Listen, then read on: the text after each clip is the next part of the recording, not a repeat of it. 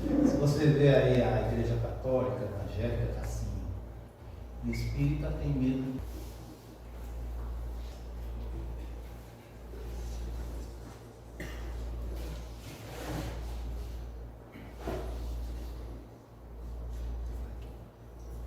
Boa noite a todos.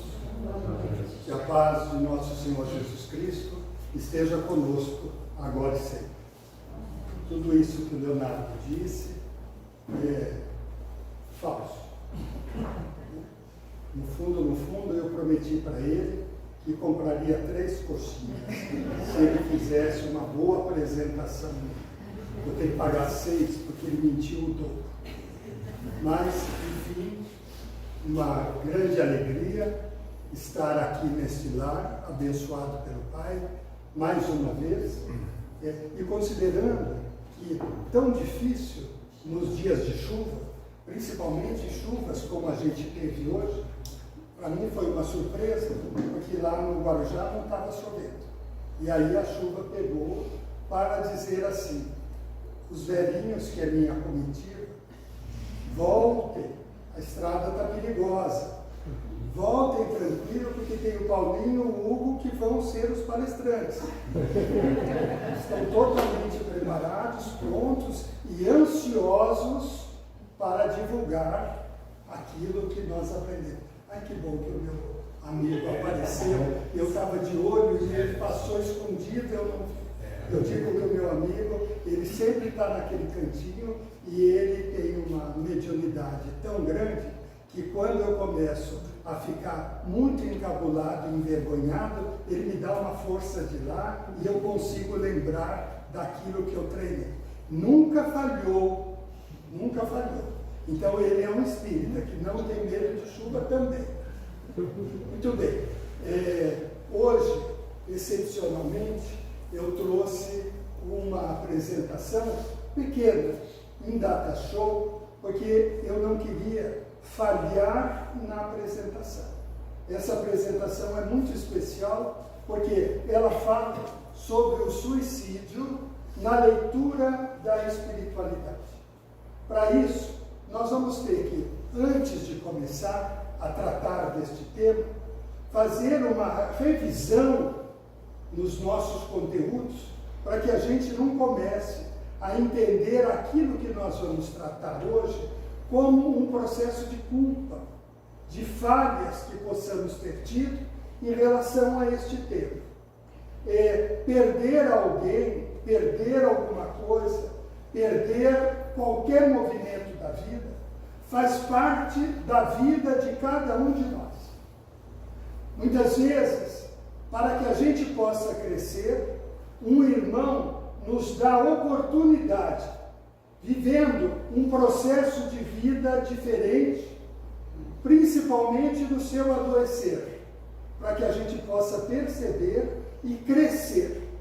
E isso não nos traz culpa à doença do outro, mas traz gratidão pelo outro que está nos dando a oportunidade de vivermos este aprendizado.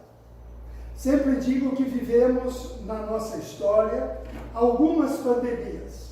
Eu digo na minha lembrança, temos a pandemia da AIDS. Na pandemia da AIDS, nós descobrimos o valor do ser humano independente daquilo que ele representava politicamente, socialmente, culturalmente. Nessa época eu fazia um processo de entendimento da doença no Hospital Emílio Ribas e nós tínhamos um cuidado imenso, fugindo das nossas responsabilidades, inclusive por medo. Como ficamos todo esse tempo nesta pandemia da Covid? Com medo, sem fé, escondidos. E podemos continuar dando essa desculpa. Mas, na época, o nosso aprendizado foi que as pessoas que têm um amor pelas outras, pelas referências humanas, não vão faltar nunca no processo de estar ao lado, de estar com aquele ser no colo, que foi a representação da AIDS na relação pais e filhos. Naquele momento, a AIDS era considerada uma doença vergonhosa para aqueles que eram acometidos, porque ela se chamava peste gay. No mundo, as pessoas começaram a olhar os doentes acometidos pela AIDS com um olhar de culpa, de julgamento e de exclusão. E a partir do meu processo de aprendizagem, o que nós acabamos entendendo lá é que muitos pais esconderam os seus filhos doentes para não macular o nome da família. E o que acabou acontecendo é que eles passaram a dizer que os seus filhos estavam indo para algum lugar, para estudar em algum lugar, viajando para outros lugares, e depois quase todos eles, por uma coincidência, morriam por algum acidente. E esses filhos saíam sozinhos de suas cidades e vinham para o Emílio Ribas, em São Paulo, como referência. E aí, sozinhos, morriam sozinhos. Homens do meu tamanho, com o meu peso, em uma semana, desidratavam pelos líquidos de cocô e xixi e ficavam deste tamanho, sem ninguém para ter ao lado. E eles conscientemente. Foi aí que criou o grupo de voluntárias, que substituíam aquelas mães que não estavam presentes. E passaram a dar a mão sem luva, com muita fé, sem medo de serem contaminadas, e deram a passagem de muitos daqueles pacientes na luz e na segurança de que tinham estado com suas próprias e verdadeiras mães.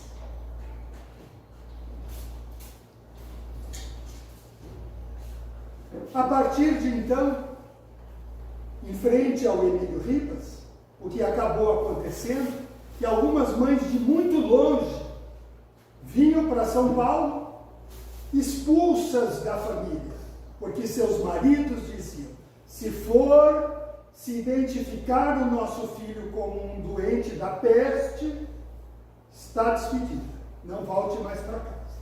E aí, numa questão de solidariedade, aquelas senhoras que vinham com a mão na frente e outra atrás, nos intervalos, iam lá fora e comiam alguma coisa que alguém dava, para eles ficavam sentadas ali no jardinzinho de frente. Os vizinhos dali da frente, uns sobradinhos pequenos que já tinha na época, começaram a ver aquelas senhoras passando a noite ali, sem tomar banho, sem comer direito, começou a trazê-las para suas casas e dar a elas a oportunidade de um banho e um prato de sopa quente. Faziam aquilo que todo espírita deve fazer, a solidariedade para quem precisa. Todos nós podemos oferecer uma água quente e um prato de sopa. Se estivermos precisando, certamente teremos um irmão que nos terá a possibilidade de nos oferecer. E com isso, hoje, lá aprenderam a solidariedade de vida, e aqueles sobradinhos vieram hoje casas que abrigam mães que têm seus filhos, seus parentes internos por muito tempo, e ali, como não tem dinheiro para ficar no hotel, se abrigam ali, trocam por serviço, lavam a roupa, cuidam uma da outra, fazem a comida, e ali então elas têm vivido desde esta época, desde 1980, ensinando na prática o que é ser cristão, a solidariedade. Muito bem, nós podemos ver agora na Covid. Vou pular outras pandemias que nós tivemos para aprender esta relação. Todos conheceram também a pandemia da síndrome de Down. As crianças que eram escondidas em casa, hoje, uma década, duas depois, as crianças são expostas como modelos, trabalhadores, os pais andam por shoppings orgulhosos dos seus filhos maravilhosos, embora tenha ali uma síndrome que antes era colocada como uma restrição, como uma falha da produção humana, como se aquele filho fosse um filho que demonstrasse o seu fracasso de especialidade. E aí a gente tem tantas outras que não é o momento, mas estou só tentando passar para entender o significado de solidariedade humana.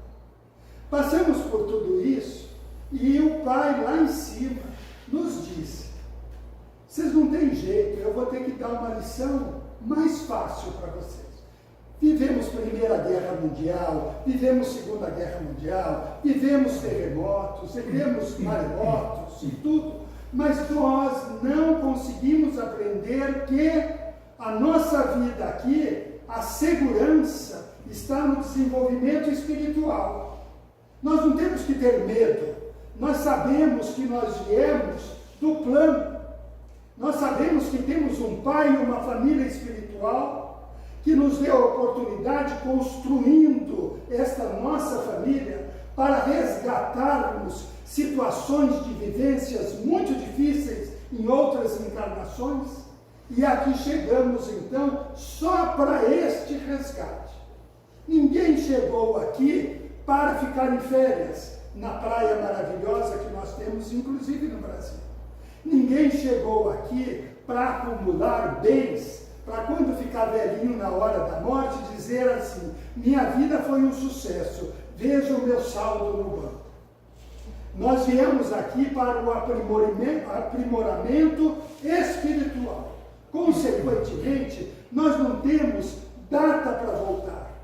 Nós temos exatamente o tempo que nos foi dado para fazermos as lições e os exercícios. Aí chega a hora, a gente volta. Ninguém sabe quando vai voltar. Eu faz uns 50 anos que eu estou preocupado com a data da minha volta. Mas alguém lá esqueceu de mim. Ou disse: vai ficar velhinho e vai ficar por muito tempo. Ainda bem que esse meu amigo querido não pinta o cabelo para disfarçar. Porque eu tenho outros amigos que pintam o cabelo. Só que eu acho que eles ficam 10 anos mais velhos que a gente. E eu dou risada de todos, não consigo ver. É uma coisa que eu tenho que cuidar, mas eu não consigo olhar meus amigos, que eu vi ontem carequinhas e hoje eu vejo eles com imenso tupete, cheio de gel, inclusive. Eu dou risada. Muito bem, mas cada um sabe o que faz. Cada um deve ter a sua vaidade. A vaidade começa pela nossa higiene. Ter a nossa higiene, ter a nossa vaidade é dizer assim: agradeço este corpo que eu devo manter saudável, porque ele abriga o meu espírito.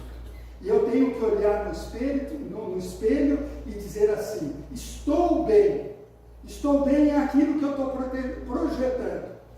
Eu tenho cada amigo que casou com mulher tão bonita e eu acho que ela cega. E vice-versa. Eu tenho um amigo que vem correndo para mim para mostrar os filhinhos que eles têm e dizem: olha que coisa mais linda, eu rezo 3 Pai Nossos. Porque não é possível, é muito feio. Então, cada um tem a sua beleza e tem o seu olhar para a beleza. Mas o mais importante é que a gente saiba que nós, cada um com as suas características, porque temos que ter as nossas características genéticas, e principalmente porque trouxemos na nossa genética, no perispírito, situações que nos fará a lembrança de como cuidamos do nosso corpo físico em outras encarnações, devidamente marcados. Não é de graça que cada um de nós, de repente, aparece um sintoma e temos um diagnóstico de uma patologia. Pode saber que aquele órgão foi um órgão que não foi bem tratado. Por isso, ele manifesta, para você viver com aquilo e ter a certeza de que melhor cuidar, porque quem sabe se numa próxima, por exemplo, se cuidar comendo as coxinhas fitness. Não traz colesterol, não traz diabetes, não traz absolutamente nada, mas traz um pecado rigoroso. É alguém com preguiça que não fez o jantar quentinho em casa. Coxinha lanche. Só pode levar 3. Mais do que isso é refeição. Principalmente não pode congelar. Eu não saio de um lar espírita sem uma quentinha. Se não me der, eu não volto. E aí, como eu já comi, chego em casa, congelo bonitinho. Porque eu tenho saudade de algumas coisas exatamente no momento que eu não as tenho. Então, o dia que eu fico com vontade de comer uma coxinha, olha que maravilha, eu abro o freezer e tenho uma bonitinha lá. Aí eu aproveito e faço uma oração de onde ela veio, vibro para todos aqueles que estão fazendo uma coxinha para sobreviver um lar, que deveríamos todos ter o maior carinho, investimento e tudo, para que ele nunca precisasse e passasse por qualquer dificuldade. Porque este lar é uma extensão do nosso lar. O nosso lar é aquele que nós ganhamos a nossa família para construirmos uma história. Este lar é um lar que foi construído para que todos nós, individualmente, tivéssemos qualquer dificuldade e corrêssemos num lugar de alento para buscar uma orientação, para buscar um apoio, para buscar um colo. E aqui tem colo quente. Todos os mineiros deixaram muito recentemente ainda este calor para cada um de nós. Doutor Bezerra de Menezes, em qualquer situação, de dor, de sofrimento, de insegurança, de tristeza, está lá conosco. Mas toda a corrente feminina de Maria de Nazaré, quando Bezerra não consegue, porque precisa de um colo mais quente, porque não pode fazer nada, que a pessoa tem que viver a sua própria dor, é no colo de Mãe Maria de Nazaré e todas as suas meninas da corrente que nos faz sentir isso tudo. Mas aí chegamos então no momento atual e vamos viver o quê? O momento da Covid. O momento da Covid é aquele momento que a gente não precisa falar muito sobre ele, porque ele nos explica a nossa situação. Na Covid, adoeceram e morreram jovens, crianças, adultos, pobres, ricos, culturas diferentes, médicos, especialistas, vizinhos, na família. E aí a gente teve que aprender a lição principal que nós estamos tentando entender de tantos anos, de tantos séculos. Aqui não é o momento de criarmos raízes. Aqui é o momento de crescermos espiritualmente. E crescer espiritualmente significa fazer a nossa tarefa. Nunca desistir da nossa tarefa. Por mais vaidosos que sejamos, nunca nós vamos conseguir um caminho melhor que não seja o caminho que nós temos que viver. Assim foi organizado a nossa vida. Assim foi planejada a nossa vida. Entre as pessoas com quem nós convivemos, iniciando no nosso lar, como todas as outras referências sociais que nós vamos ter.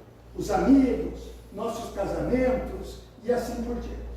Então, pensando nisso, o que nós vamos entender é que o plano espiritual, quando preparou a nossa geração, queria viver esse momento, organizou em 2 grupos. Um grupo concluiria o seu tempo e com a Covid iria embora. Não porque, fez isso, fez aquilo. Não, porque venceu o tempo, devidamente programado. E muitos, para a gente poder entender que os que ficaram têm que ter algum pensamento e alguma referência em consequência de todos que foram. E eu tenho que perguntar, por que eu não fui? O Paulinho tem muito mais pecados do que eu. Está ali. Por que ele não foi?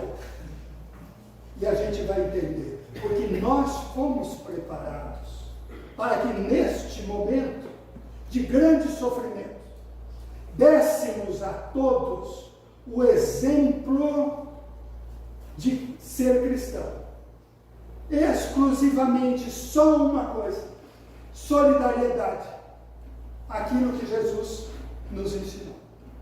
Solidariedade é a única coisa que nós temos que aprender disso tudo que nós estamos passando. Nós vamos ter que entender que não existem privilégios. Cada um de nós é um. E sem privilégios, cada um tem a sua história própria. Eu rezo por algumas pessoas, para que o anjo de guarda dela esteja mais próximo. Vibro para que ela abra o seu pensamento e o seu coração. Mas não posso fazer por ela aquilo que ela tem que fazer. No hospital, muitas vezes, um pai e uma mãe diz para mim: doutor, como que eu faço? Como é que eu tiro a dor do meu filho? Eu digo: reconheça e vive com ele o sofrimento dele, que é também o seu, porque os dois juntos vão crescer em cima do sofrimento. É o único valor que essa vida nos dá. Passar em branco não serve. As experiências a gente tem que viver, não é na teoria. O espírita não é uma religião dogmática onde você aprende sua teoria. A solidariedade e o ser cristão vem dentro dos nossos instintos através da nossa consciência e dos sentimentos que nós trazemos. E a consciência nos diz o tempo todo o que é certo e o que é errado, porque nós sentimos diferente diante do que é certo e do que é errado. Muitas vezes a gente é teimoso, a gente diz assim: eu sei que está errado, mas eu vou. A consciência é isso, é o que nos dá a referência de escolhas. E essa referência nos foi dada muito bem preenchida, porque nós nascemos para o desenvolvimento com uma posição clara de livre-arbítrio. Nós podemos escolher, inclusive, modificar aquilo que nos foi preparado e aquilo que nós combinamos. Só que quando voltarmos, nós vamos descobrir que não fizemos a lição, que entendemos que ali encarnados, no momento oportuno que tínhamos para rever a nossa vida, nós agimos como se nós soubéssemos mais do que o nosso Pai e escolhemos ou achamos que tínhamos o direito de receber ou de fazer coisas diferentes. E essas coisas diferentes, elas vão continuar no nível zero, porque quem nasceu para fazer uma coisa, quando voltar, vai responder só por aqui. Não adianta, vai ter que casar e ter um filho. Esse filho que foi preparado. E aí eu digo: não quero esse filho, ou eu aborto, ou eu não o tenho. E aí o que vai acontecer? Eu digo: sim, mas eu fui muito melhor do que isso. Eu abri um orfanato, criei 20. Tudo bem. São Pedro vai dizer assim: sim, os 20 são brindes. Eu quero saber daquele que você foi programado para fazer. Então, vamos parar de achar que a gente pode, eu posso fazer uma coisinha melhor. Não pode. Nós temos que fazer aquilo que a vida nos dirige. E se não entendemos o caminho, nós vamos levar uma puxada de tapete e nós vamos ter que parar para refletir. As doenças, as crises, os sofrimentos e as dificuldades de entender aquilo que de repente caímos num vácuo fora do nosso alinhamento. E consequentemente perdemos as pessoas que estariam conosco passando por aquela estrada, passando por aquele caminho. As grandes depressões hoje, as grandes tristezas, as grandes quantidades de remédio para dormir, que não é mais do que uma química, o grande número de usuários de droga. E agora, como uma orientação do Espiritismo, em algum momento terão que rever a relação dos jovens naquilo que significa liberdade, distanciamento, não acolhimento? Na sua formação ética, moral e caráter, sem contar a sua função espiritual. Não estou falando de religião, estou falando de fé. E temos, a partir de 2019, a maior pandemia de suicídio que a gente pode ver estatisticamente, só que numa diferença muito grande. Na minha tese de título, eu fiz sobre o suicídio. Naquela época, eu só consegui 8 casos. E os 8 casos tinham mais de 60, 65 anos. E a pandemia hoje vai de 12 a 29 anos. Então, lá atrás, eu publiquei que as pessoas, durante a vida, se desencantavam na expectativa de suas frustrações e não tinham mais tempo para investir no processo que já vinha vivendo com dificuldade. 65, 70 anos, é como eu hoje pensar. Olho para trás da minha vida. Se eu não tiver fé, tantas coisas eu superei, tantas coisas eram difíceis. Quantas vezes que eu estava numa dificuldade, chegou alguém que eu nem sei quem e me deu uma mão, às vezes apenas com uma orientação, e assim por diante. Cada um de nós nas nossas profissões. Uma cozinheira, uma professora, uma enfermeira, um médico, um jardineiro, o coletor de lixo, todos eles nos dão exemplos. Todos eles nos dão exemplos. E aí, nós temos o tempo todo uma referência passando pelo mundo. Olha o que o professor fez, olha o que o padre fez, olha o que o pastor fez. Todo mundo faz alguma coisa que a gente percebe. Não precisa fazer direto para a gente. A gente vê o comportamento do outro. Nós somos curiosos em saber porque os outros vivem bem. Mas nós só somos felizes em dizer quanto o outro está vivendo mal. Copiar o que vive bem dá trabalho. Mas falar mal ou subir em cima de quem está vivendo mal é uma coisa que dá ao nosso ego uma satisfação falsa de acharmos que nós estamos melhor. E aí é que a gente está pior do que qualquer coisa. Muito bem. Então, dado isso, o que nós temos que entender? A vida de cada um está ligada a cada um. Quando nós vamos hoje ouvir sobre o suicídio, nós não vamos aqui trazer uma polêmica de alguém que tem alguém na sua família que se suicidou e vai achar, nossa, eu não cumpri o meu papel. Não tem absolutamente nada a ver com isso. O que tem a ver é entender, porque eu tenho muitos pacientes que não conseguem entender porque um filho se suicidou.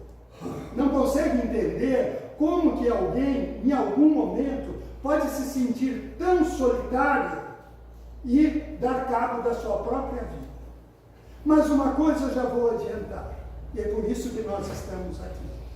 A única coisa que nós temos que aprender, que nós já sabemos, mas aprender a colocar em prática, é o entendimento da fé.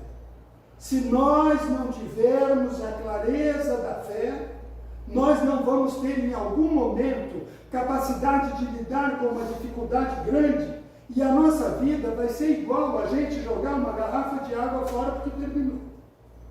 Então, entender a fé.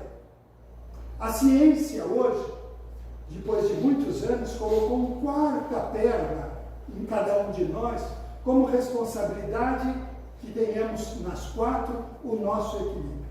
Cada um de nós é uma construção bio, psico, sócio, espiritual. Bio é o nosso físico. Psico é o nosso psicológico. Sócio é tudo aquilo que nós vivemos na nossa vida. As nossas relações. Família, trabalho, filhos, amigos e tudo. Porém, sem a 4ª, que é espiritual, nós estamos sujeitos a nos quebrarmos muito rapidamente. Porque se eu tenho uma doença grave e não tenho fé que eu vou superá-la, ou que se esta doença grave é a que está me encaminhando de volta através da morte para a vida no plano, eu não tenho condição de entender isso tudo e eu termino a minha dor. Tem uma polêmica que todo mundo diz: por que a gente pode fazer eutanásia sem culpa num animal e não deve fazer num ser humano? O animal não tem esta consciência do último minuto. Nós temos que viver até o último minuto. O último minuto é todo o nosso tempo de vida e chance para nós entendermos o nosso processo reencarnatório. O animal não. O animal não pode sofrer. E ele não tem essa consciência de tempo de vida. Portanto, trabalhar a passagem do animal, no momento em que ele entra em sofrimento, é amor por ele. Em consequência, para os nossos, é dar a oportunidade de viver até o último momento. Então, esta oportunidade que nós tiramos do outro, por acharmos que nós sabemos o melhor tempo do outro, passando por cima daquele que nos deu não só a vida, como a história, nós estamos sendo egoístas, vaidosos, e, consequentemente, isso vai ter alguma coisa para se fazer pensar. Então, o suicídio é exatamente este momento onde ou nós não construímos a fé, ou nós não alicerçamos a nossa fé. E é isso que nós temos que olhar. Até quando eu era pequeno, não importava muito bem as religiões e escolhas dos pais, mas socialmente a Igreja Católica sempre foi dominante. E eu não tenho preocupação nenhuma, porque sou católico e a Igreja Católica define que somos cristãos. Então, para mim, somos cristãos, não tem importância. Eu só fui para o Espiritismo adulto, consciente, porque conforme fui buscando mais esse pai tão amoroso e bondoso, e eu ficando olhando meu pai e tantos pais que eu conheci quando criança, e imaginando como seria a minha responsabilidade de ser pai, eu fiquei o tempo todo procurando se nós só tínhamos uma vida e imediatamente, neste pequeno tempo, pagaríamos por consequências de algumas coisas, ou por ignorância, ou por não. E eu dizia assim: puxa vida, mas eu repeti muitas vezes alguma coisa errada, meu pai me pôs de castigo, me fez isso, me fez aquilo, mas sempre me deu a oportunidade de eu continuar vivo. E eu dizia assim: esse modelo de pai que eu tenho é o modelo do pai que está lá em cima. Então ele não vai me jogar no fogo do inferno, porque um dia eu falei mal do Hugo. Consequentemente, ele vai dizer assim: tudo bem, agora você vai voltar, filho do Hugo, e você vai ver o que é dureza.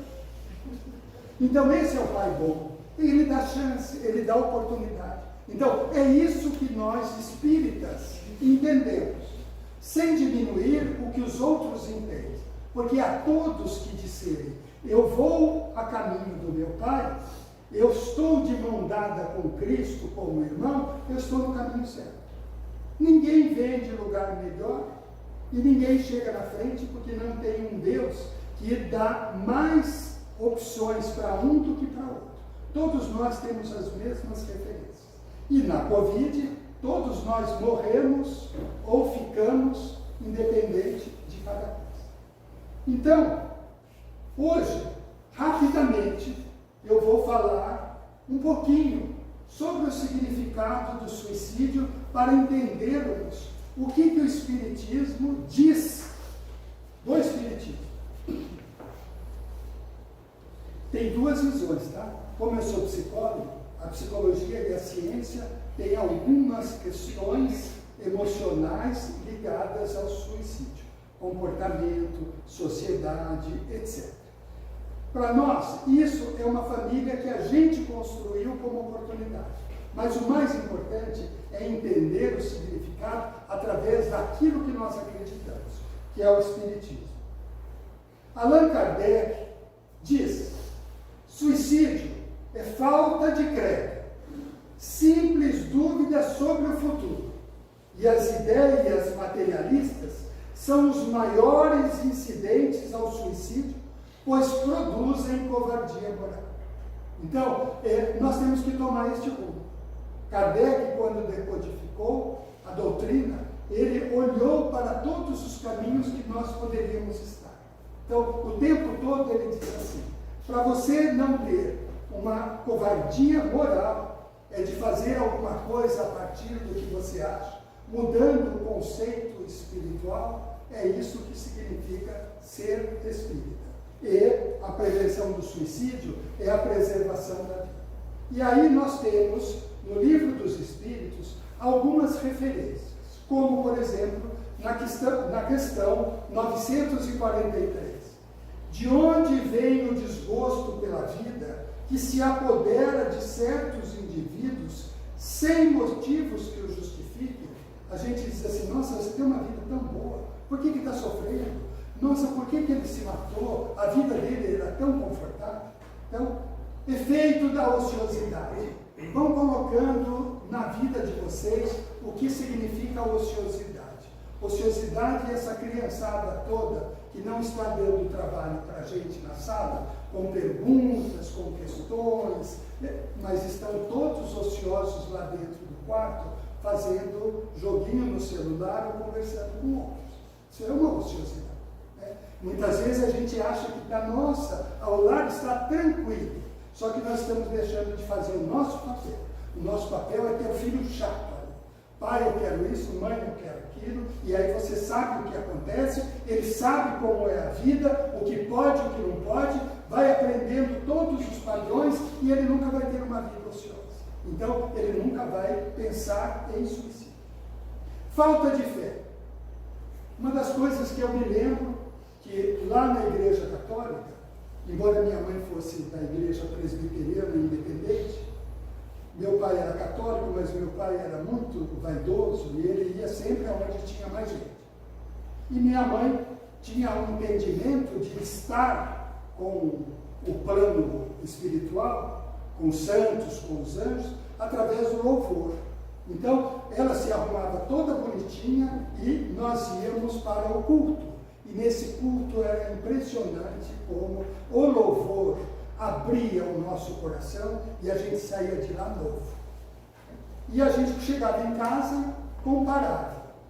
Meu pai era um dos mais novos da família, então tudo que era irmão, depois da missa do domingo, depois do culto, vinha fazer lanche na minha casa.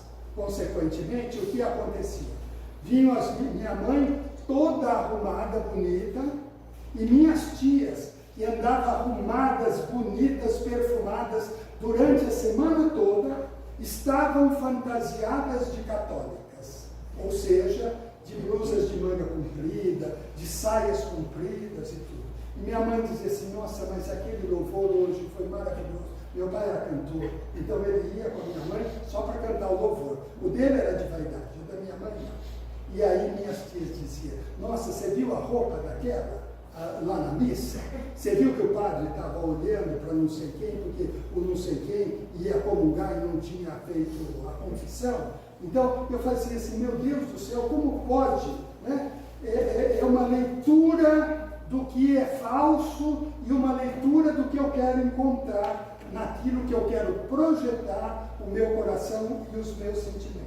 E muitas vezes é a sociedade que promove. Então hoje a sociedade está promovendo tudo isso que está acontecendo. Porque o interesse econômico de vender telefones e todas as outras coisas, isso é a sociedade que está fazendo. A gente está se aproveitando disso. Só que depois tem uma coisa. Na questão 944, o homem tem o direito de dispor da sua própria vida? Não, não tem. Vai fazer porque está desconstruído na sua fé. Mas ele não tem o direito. Nada justifica ele tirar a vida. Ah, mas e aquele? É psiquiátrico? Esse tem uma pena menor. Vai ser avaliado, vai ser analisado. Se ele não fez com intenção, ele não carrega culpa. Porque o suicídio é você tirar a sua vida. Ele vai ser julgado, com penas, inclusive, diferentes. E o suicídio voluntário é uma transgressão da lei divina. Ou seja, nada justifica você desistir de enfrentar um sofrimento, desistir de enfrentar uma situação. Eu trabalhei na minha vida com prevenção do suicídio e a maioria deles é porque o sujeito teve uma falência, porque a mulher largou, ou porque o marido largou, porque está ficando velho, porque está sofrendo bullying, porque era uma pessoa bonita e agora não é tão solicitada. Então veja, essas questões, elas não justificam de forma alguma as oportunidades. Tá? Então é muito simples você ter situações que você queira se desculpar. Você pode se desculpar, mas você não vai conseguir limpar a sua culpa. Os dois tipos de suicídio que nós temos é direto ou intencional, que é quando resulta de ato consciente, há planejamento de morte e às vezes até com detalhes. As pessoas dizem assim para mim: nossa, Celso, coitadinha, se matou em prol de alguma coisa. Mentira. Uma das moças que se matou, e eu trabalhei com a história dela, ela deixou, então, eu trabalhei com muitos escritos deixados, para entender o momento daquele indivíduo. E ela, uma médica casada com um médico, que por sinal trabalhávamos no mesmo hospital, embora não tivéssemos nenhuma intimidade, e ela soube que o marido ia dizer para ela que iria assumir um relacionamento que ele estava tendo, portanto, ele ia embora de casa. E ela então subiu no último andar do prédio dela, nunca me esqueço, andar 22, e de lá ela pulou. E ela deixou uma carta escrita. E esta carta dizia assim: fulano, meu amor, por amor eu estou deixando você livre para ser feliz. A partir de hoje, você está livre para estar no seu novo relacionamento e tudo mais. Tratei deste moço por anos para que ele não enlouquecesse. Aposto que hoje ele deve estar sozinho, solitário, porque ele não consegue ter nenhum relacionamento, porque ela, como vingança, tirou a sua própria vida para tirar dele a possibilidade de ser feliz, se não com ela. Então, isso é o limite. Então, a gente diz, coitadinha, pulou do 22. Pulou do 22 de maldade.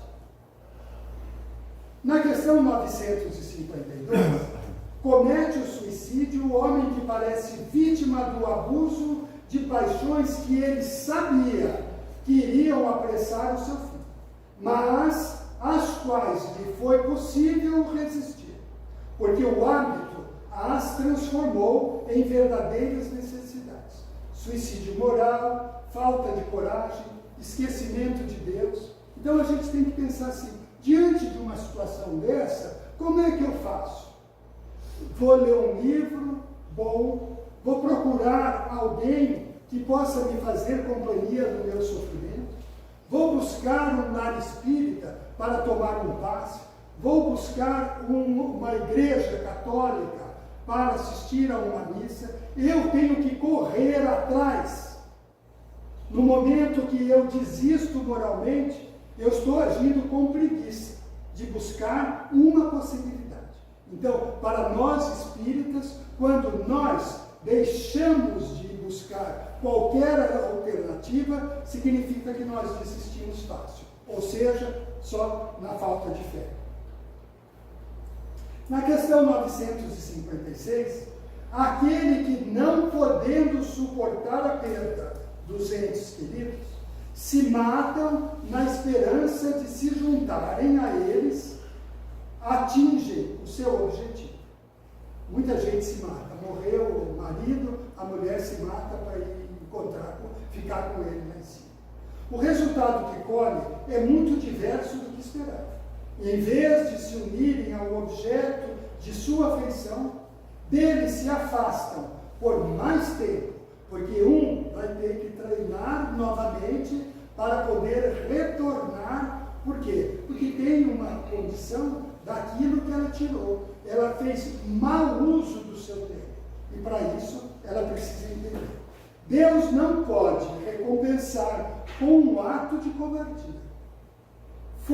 Terminou o tempo. São pessoas que a gente ama, que vão.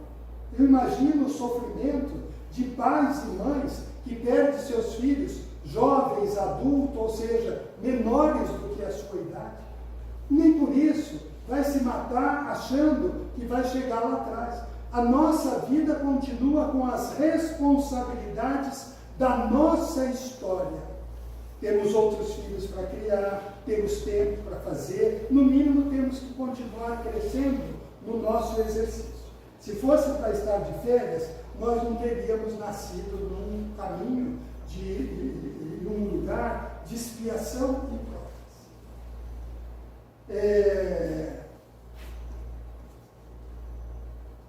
Tenho medo de ficar, que o Paulinho está de frente, ele sempre tem alguma coisa para tirar em mim quando vai dando hora. E ele colocou até um relógio aqui na frente, que lá no fundo eu não enxergo, e ele botou um aqui. Bom, consequências do suicídio. O suicídio, independentemente da forma como se manifesta, sempre produz sofrimento no curto, médio ou longo prazo. Em ambos os planos da vida, seja no espiritual ou no plano físico.